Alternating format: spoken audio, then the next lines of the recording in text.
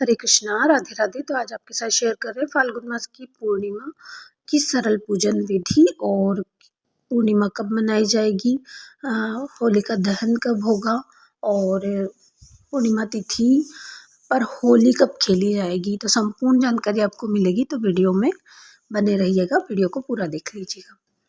तो सबसे पहले तो हमें जो पूर्णिमा होती है वो बहुत फाल्गुन मास की पूर्णिमा काफ़ी बड़ी पूर्णिमा मानी जाती है। तो यहाँ पर हमें सबसे पहले तो पूजा की तैयारी के लिए पंचामृत और जो है पंजेरी कसार जो बोलते हैं, कसार या प्रसाद बना लेनी है। तो हम गेहूँ के आटे से भी बना सकते हैं प्रसाद को, और अगर व्रत है आपके तो आप सिंगाड़े का आटा भी ले सकते हो। तो यहाँ पर मैंने सिंगाड़े का आटा लिया है, तो उसको घी रख के और इस तरह से सेक लिया है। फिर इसमें मेवा मिला देना है हमें, और पंजेरी में जो है घी, शक्कर, शहद, दूध और गंगा जल मिला के हमें पंचामृत तैयार कर लेना है। फिर हम चाहे तो उसमें मखाने वगैरह भी मिला सकते हैं। तो उसके बाद हम चौकी लगा लेनी है हमें जहाँ भी पूजा करनी है, और विष्णु जी की प्रतिमा हमें रखनी है इसमें। अगर विष्णु जी की प्रतिमा, वैसे तो विष्णु जी की ही प्रतिमा रखी जाती है, और साथ में हम बाल गोपाल को और गणपति जी को भी विराजित कर लेंगे, क्योंकि गणपति जी जो है प्रथम पूजनीय होते हैं। और इसमें जो है हमें कलश की स्थापना ज़रूर से करनी है। तो कलश आप पीतल का, तांबे का या स्टील का कोई भी ले सकते हैं वैसे तो यहाँ पर जो कलश है हमारा, इसके ऊपर हमने स्वास्तिक बना लिया है और फिर इस पे कलावा लपेट देंगे। और जो कलश है उसमें गंगा जल, सिक्का, सुपारी और फिर जल भर देंगे। उसके बाद अगर हल्दी हो हमारे पास गांठ वाली तो वो डाल देंगे, नहीं तो फिर हम जो मसाले में यूज़ करते हैं वो हल्दी डाल देंगे। उसके बाद इसके ऊपर हम अशोक के या आम के पत्ते रख सकते हैं और अगर नहीं है तो इस तरह से कटोरी में चावल या तिल रख के उसके ऊपर हमें दीपक जला देना है। और कलश को भी हमें चावल के ऊपर रखना है, तो कटोरी में भी रख सकते हैं, नीचे भी रख सकते हैं, और अगर चावल की जगह आप तिल भी रख सकते हैं। और उसके बाद हमें जो है दीपक प्रज्वलित करना है। तो यहाँ पर कलावे की बाती मैंने इसमें बनाई है और दीपक और धूप दोनों जला लिए। उसके बाद हमें यहाँ पर सभी देवताओं को स्नान स्वरूप जल के छींटे लगा देने हैं। बाल गोपाल को हमने स्नान करवा दिया, श्रृंगार उनका यहीं पे कर दिया था। और फिर उसके बाद सभी को चंदन लगानी है और कुमकुम लगाएंगे हम देवियों को। तो अगर लक्ष्मी जी की प्रतिमा है आपके मंदिर में तो उनको आप कुमकुम लगाएंगे और बाकी देवताओं को आप चंदन लगा सकते हैं। उसके बाद शंख में जल भर के आप रख सकते हैं मंदिर में। और जो कसार हमने बनाया था उसे ज़रूर से रखना है पूजन में, और पंचामृत को भी रखना है। तो कसार मैंने यहाँ पर गणपति जी के लिए अलग से रख दिया है, और बाकी में मैंने तुलसी जी डाल दी है।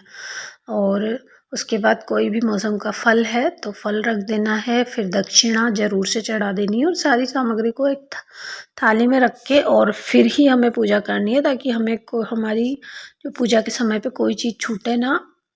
और यहाँ पर लक्ष्मी जी को हमें सिंदूर ज़रूर से अर्पित करना है, फिर उस सिंदूर को हम लगा सकते हैं। तो यहाँ पर मैंने सुहाग की चीज़ें सारी लक्ष्मी जी के नाम की रख दी हैं यहाँ मंदिर में।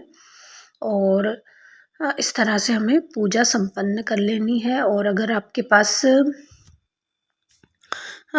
सत्यनारायण भगवान की जो कथा होती है उसकी किताब हो, तो उसमें जो अध्याय होते हैं उनको सभी अध्यायों को हमें पूजा के समय, पूजा करने के बाद पढ़ लेना है। उसके बाद हमें सिंपल सी आरती कर देनी है। और जो पूर्णिमा है तो 3 तारीख के दिन तो ग्रहण है, इसलिए पूर्णिमा तिथि जो है 2 तारीख को भी शाम को चंद्रमा की पूजा होती है पूर्णिमा के दिन।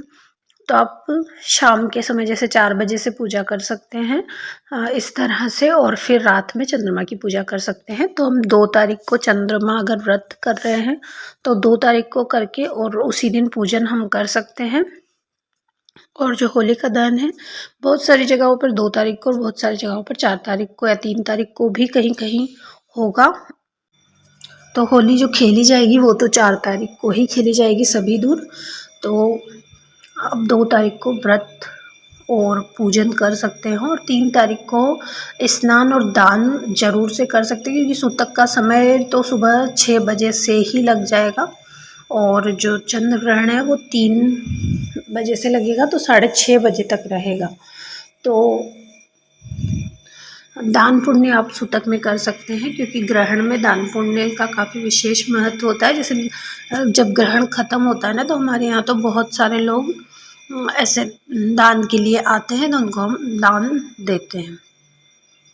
तो इस तरह से पूजा मैंने संपन्न कर ली। और हमें सत्यनारायण की कथा ज़रूर से पढ़ लेनी है इस दिन, अगर हम पूर्णिमा पर सत्यनारायण की कथा भी करना चाहते हैं पूजन के साथ तो। और इस तरह से जो गाय का गोबर का जो कंडा होता है उस पे हमें थोड़ा सा हवन ज़रूर से कर लेना है, या तो हम आम की लकड़ियाँ जला के उसके ऊपर हवन कर सकते हैं। जैसे जो हमने कसार बनाया है वो घी गुड़ वगैरह डाल के, और भगवान का नाम उच्चारण करते हुए विष्णु सहस्त्र और बहुत सारे मंत्र जो होते हैं ना वो पढ़ के और हवन हमें संपन्न कर लेना है। चंद्र ग्रहण है तो हमें सफ़ेद चीज़ों का दान करना है, जैसे साबूदाना, दूध, दही और चावल। और मानसिक रूप से हमें, जैसे अगर उस दिन सूतक लग जाएगा, ग्रहण रहेगा, तो हम विग्रहों को हमें नहीं छूना है, तो हम मानसिक रूप से पूजन कर सकते हैं। आई होप आपको वीडियो पसंद आया होगा। मिलते हैं नेक्स्ट वीडियो में, तब तक के लिए राधे राधे।